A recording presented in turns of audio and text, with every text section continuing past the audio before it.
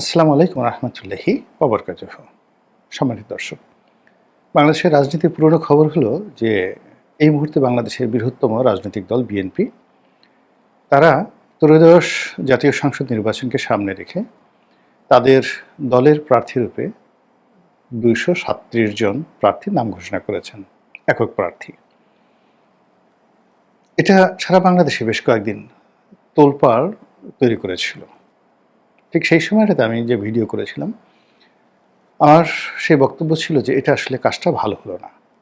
এই কাজটি যদি ১ বছর আগে করা হতো তাহলে ভিন্ন রকম পরিবেশ পরিস্থিতি তৈরি হতো, এবং এখন এই কাজটি যে করা হলো এতে করে সাময়িকভাবে বিএনপি বিরোধী যে চক্রটি আছে তাদের মধ্যে একটা উত্তেজনা তৈরি করা গেল, এবং বিএনপিকে বাদ দিয়ে যে সকল রাজনৈতিক সমীকরণ হচ্ছিল, বিএনপিকে বিপদে ফেলার জন্য যে সকল ন্যারেটিভ তৈরি করা হচ্ছিল, এবং অবস্থার দৃষ্টি মনে হচ্ছিল যে বিএনপির চাইতে এনসিপির যে কোনো কথা, জামাতের যে কোনো দাবি, এবি পার্টির যে কোনো বক্তব্য অতি গুরুত্বপূর্ণ।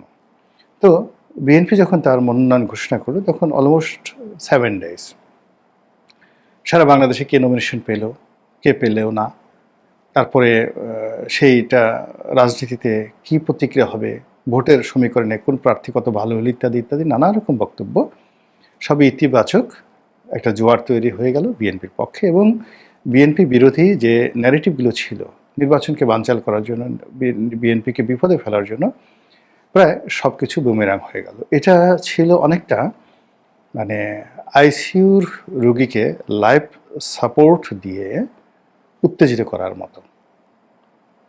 তার ফলে কী হলো, মুহূর্তের জন্য অর্থাৎ 7 ডেজের জন্য বিএনপি বিরোধী যে সকল কথাবার্তা, নির্বাচন বিরোধী যে কথাবার্তা, সব কিছু বাদ দিয়ে কেবলই মাত্র বিএনপির মনোনয়ন চাওয়া পাওয়া ইত্যাদি নিয়ে আমাদের মিডিয়া এবং যারা সাধারণ জনগণ তারা ব্যস্ত থাকলো। কিন্তু 7 দিন যেতে না যেতেই এমন কতগুলো সমস্যা সামনে চলে আসলো।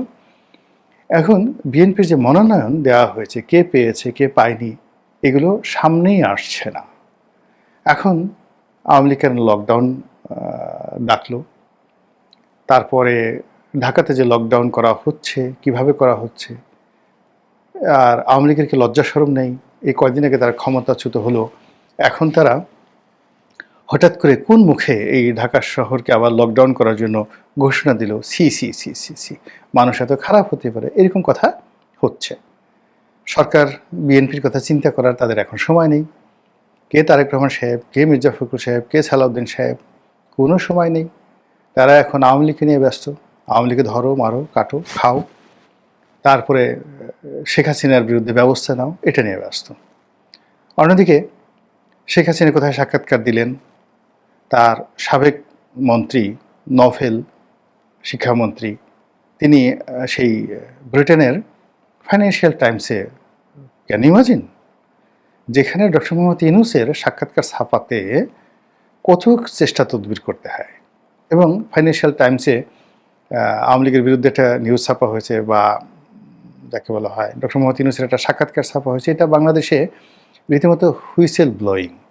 তো সেখানে শেখ হাসিনা নয়, সেই একই পত্রিকাতে ফাইন্যান্সিয়াল টাইমসে, যেখানে একটা সময় টিউলিপ সিদ্দিকীকে নিয়ে নেতিবাচক খবর ছাপা হতো, আওয়ামী লীগকে নিয়ে নেতিবাচক খবর ছাপা হতো, এখন সেখানে আওয়ামী লীগের মন্ত্রীদের, নফেলের এক্সক্লুসিভ সাক্ষাৎকার ছাপা হচ্ছে।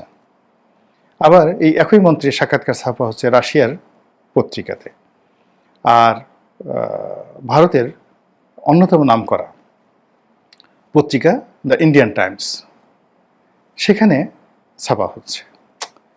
মানে একটা ঝামেলার বিষয়, যেখানে আমরা সবাই তারেক রহমান সাহেব আসবেন, তার বুলেট প্রুফ গাড়ি, তার বাড়ির ঝাড়মোছ কেমন হচ্ছে, কোন বাড়িতে থাকবেন, কোন রুমে থাকবেন, কিভাবে বের হবেন, নেতা কোথায় কোথায় যাবেন, পুরো ডিসেম্বর মাস জুড়ে, জানুয়ারি মাস জুড়ে নেতার কী কী প্ল্যান হবে, পরিকল্পনা হবে, এগুলো আমরা চিন্তা করব। আর এগুলো চিন্তা করে বিএনপি যারা প্রতিপক্ষ জামাত গড়াগড়ি করে কাঁদবে, হায় আল্লাহ, এখন আমাদের কি হবে, এখন তো আমাদের কথা কেউ শুনবে না, সব বিএনপির কথা শুনবে। এখন সেখানে নওফেল কী করলো সেটি নিয়ে আলোচনা হচ্ছে। তারপর জাহাঙ্গীর কবির নানক সাহেব কী করলেন সেটা নিয়ে আলোচনা হচ্ছে। তিনি কীভাবে এই লকডাউনের কথা ডাকলেন, আবার সেই কোন আমলে তিনি যখন যৌবন ছিলেন সেই একটা লাঠি হাতে তিনি রাস্তায় বীরের মতো দাঁড়িয়েছেন, সেই ছবি এখন ভাইরাল হয়ে যাচ্ছে। এরপরে অন্য যে সকল আওয়ামী লীগের মন্ত্রী এতকাল কথাবার্তা বলেননি, সেই সময় রেজাউল করিম সাহেব কথা বলছেন, তারপর আরও অনেকে, মানে এরা প্রতি মুহূর্তে ছাত্রলীগ যুবলীগ তারা ওয়েব মিটিং করে আবার সেইগুলোকে ইন্টারনেটে ছেড়ে দিচ্ছেন। এখন এইগুলো সরকারকে খুব ব্যতিব্যস্ত রাখছে। মন্ত্রী, স্বরাষ্ট্র সচিব থেকে শুরু করে আইজি, অন্যান্য যারা আইন শৃঙ্খলা রক্ষাকারী বাহিনীর কর্তৃপক্ষ আছেন তারা এই বিএনপিকে বাদ দিয়ে, বিএনপির নমিনেশনকে বাদ দিয়ে তারা এখন আওয়ামী লীগকে নিয়ে ব্যস্ত আছেন। এর বাইরে জামাত সমাবেশ করলো, নানা রকম হুমকি ধামকি দিল, কিন্তু এখানে বিএনপি জাতীয় পার্টি আসছে না, এখানে মানে আওয়ামী লীগ জাতীয় পার্টি আসছে না, এখানে জামাতের টার্গেট হয়ে গেছে বিএনপি। আবার বিএনপি এমন একটা অবস্থা চলে গেছে, বিএনপি তারেক রহমান সাহেব থেকে শুরু করে প্রত্যেকটা লোক এখন আওয়ামী লীগকে বাদ দিয়ে তারা জামাতকে টার্গেট করে বলার চেষ্টা করছেন এবং খোঁচা দিচ্ছেন যে গুপ্ত বাহিনী, গুপ্ত রাজনৈতিক দল, তারা গোপনে গোপনে জাতীয় পার্টিকে এবং আওয়ামী লীগকে রাজনীতিতে পুনর্বাসন করতে চাচ্ছে, তাদের ভোট ব্যাংক ক্যাপচার করতে চাচ্ছে। এটা হতে দেওয়া যাবে না, হতে দেওয়া যাবে না। তো এই যখন কথাবার্তা হচ্ছে তখন নমিনেশনের অবস্থা কি? নমিনেশনের অবস্থা হলো যে ভদ্রলোক যারা নমিনেশন পেয়েছেন ইতিমধ্যে বেশ কয়েক জায়গায় মারামারি, কাটাকাটি, খুনোখুনির মতো ঘটনা ঘটে গেছে এবং প্রতিদিন এটা বাড়ছে, জ্যামিতিক হারে বাড়ছে। আর এটার সাথে পাল্লা দিয়ে যারা দুর্বৃত্ত রাজনীতি করেন, দুর্বৃত্তপনা করেন, তারা তাদের অপকর্ম বাড়িয়ে দিয়েছেন।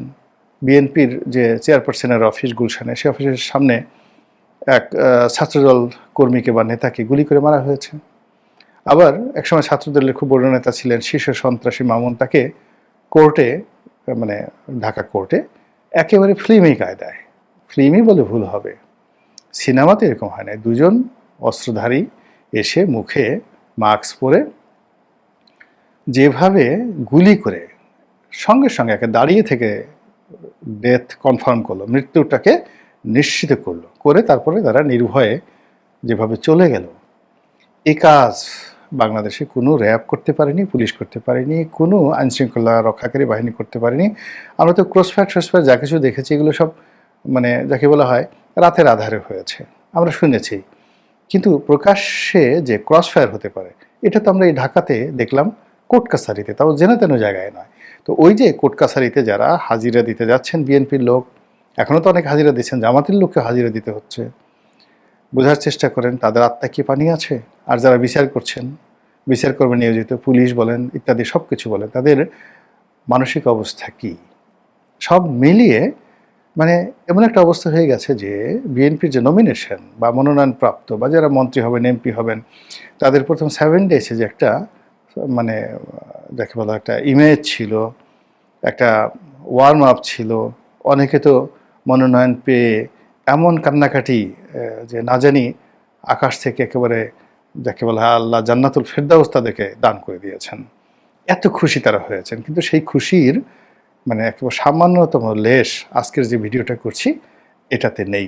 বরং যেটা হচ্ছে সেটা হলো যে এই যারা মনোনয়ন প্রাপ্ত হয়েছেন তাদের জীবন ঝুঁকির মধ্যে চলে গেছে, তারা সকল পক্ষের টার্গেট হয়ে গেছেন। বিএনপির অন্তর্দ্বন্দ্ব কলহ যারা করতে চান তাদের, বিএনপির যারা প্রতিপক্ষ সেটা আওয়ামী লীগ বলেন, অন্যান্য যে সকল রাজনৈতিক দল বলেন, তাদের সবার টার্গেট হয়ে গেছে।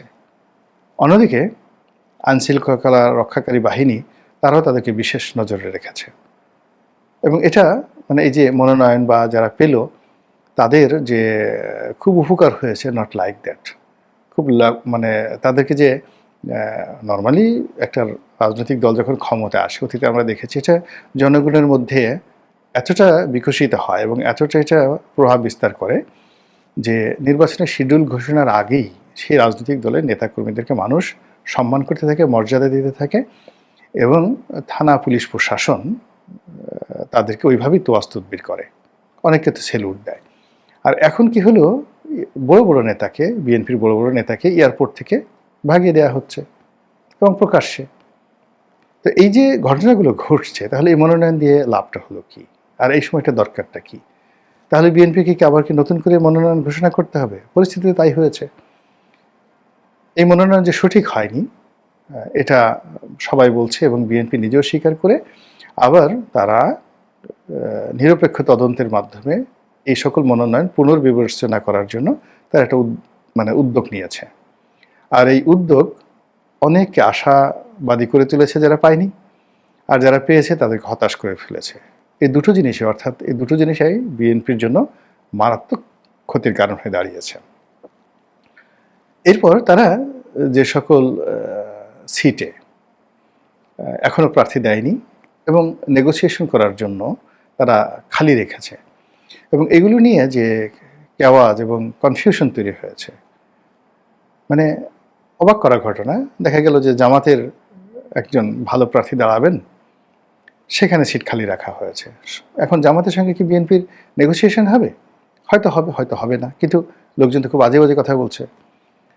বিএনপির অনেক বড় বড় নেতাকে বাদ দিয়ে দেখা গেল যে যে সমস্ত জোটের নামে, বিভিন্ন সংগঠনের নামে বা সরকারকে, ডক্টর মোহাম্মদ ইউনূসকে খুশি করার নামে যে কর্মকাণ্ড করা হচ্ছে, এটা গণতন্ত্রের মূলে, মানে গোড়াতে একেবারে রীতিমতো কুঠারাঘাত। তারপর বিএনপির যে ইমেজ, এটাকে নতজানু করে তুলছে, এবং বিএনপি অবস্থা দৃশ্য মনে হচ্ছে সবাইকে খুশি করে, সবার মাথায় হাত বুলিয়ে কোনো মতে কবুলের কাজটি করতে চাচ্ছে, অর্থাৎ নির্বাচন পর্যন্ত সবাইকে নিতে চাচ্ছে। আর সে জানে বা বুঝে বা বিশ্বাস করে যে নির্বাচন যেভাবে একটু হলেই কোনো মতে ঘণ্টাখানেক বা ঘণ্টা দুয়েক মানুষ যদি ভোট দিতে পারে, হুড় হুড় করে সবাই বিএনপিকে ভোট দেবে। কিন্তু বিএনপি একবারও ভাবতে পারছে না যে এখন বিএনপির যে ক্ষমতা, বিএনপির যে ফেভারেবল টাইম, তার সে 100 গুণ ফেভারেবল টাইম ছিল 2024 সনে আওয়ামী লীগের। তো সেই 2024 সনের যে আমির যে নির্বাচন, সেই নির্বাচন জমেনি। 5% থেকে 7% লোক ভোট কেন্দ্রে এসেছিল কিনা এটি নিয়ে যথেষ্ট সন্দেহ হয়েছে। এর কারণ হলো ভোট কেন্দ্রে ভোটার আসেনি, রেজাল্ট শিট তৈরি করা হয়েছে, ঘোষণা করা হয়েছে, পছন্দের প্রার্থীকে যেভাবে তৈরি করে দেওয়া হয়েছে সেইভাবে সব কিছু করা হয়েছে। আমির সেই নির্বাচনে হাতে গোনা 2-1টি সিটে যেখানে প্রতিযোগিতা হয়েছে, ভোট হয়েছে, ওটা মানে ব্যতিক্রম, হাতে গোনা 2-1টা। আর বাকি সব জায়গাতেই একটা ব্লু প্রিন্ট অনুযায়ী, একটা মাস্টার প্রিন্ট অনুযায়ী নির্বাচন এর ফলাফল ঘোষিত হয়েছে, ব্যালট বাক্স ভরা হয়েছে, এবং যাকে বলা হয় এমপি মন্ত্রী বানানো হয়েছে টেন্ডার দিয়ে। তো এখন যদি 2026 সনে ফেব্রুয়ারি মাসে নির্বাচন হয়, সেখানে তো আসলে 5%-এর বেশি লোক বিএনপি জামাতের এই ভোট দেওয়ার জন্য, বা বিএনপি জামাত এনসিপি সবাই মিলে যদি একটা আমিডামি নির্বাচন করে, যেখানে আমি বসে যাব, তুমি দাঁড়িয়ে যেও, তুমি দাঁড়িয়ে গেলে আমি বসে যাব, এরকম একটা সমঝোতা থাকে, সেই নাটক, সমঝোতা সেই নাটক, এটা দেখার জন্য জনগণ আসবে না। Nobody will come. তো এখন এই যে 237টি পদে নমিনেশন দেওয়া হলো, 63টি পদে হয়তো জামাত, এনসিপি, অন্যান্য যারা আছে তাদেরকে ছাড় দেওয়া হলো, এবং তার প্রেক্ষিতে একটা নির্বাচন হলো। সেই নির্বাচনে 3-4% লোক আসলো বা আসলো না, রেজাল্ট শিট তৈরি করতে হবে, ব্যালট বাক্স ভরতে হবে, কত ঝামেলার কাজ না। এগুলো কে করবে বলেন তো? পুলিশ করবে? আর্মি করবে? ডিসি সাহেব করবে? টিএনও সাহেব করবে? তারপরে বিএনপির কোনো নেতা প্রার্থী এই কাজটি করতে পারবে? অসম্ভব বিষয়, কিচ্ছু করতে পারবে না। ফলে পুরো নির্বাচনের যে বিধি ব্যবস্থা, সেই বিধি ব্যবস্থা থেকে, মানে সম্ভাবনা থেকে এবং যাকে বলে আয়োজন থেকে, ক্রমশ রাজনৈতিক দলগুলো, সরকার, রাষ্ট্র একটা ভিন্ন দিকে চলে যাচ্ছে।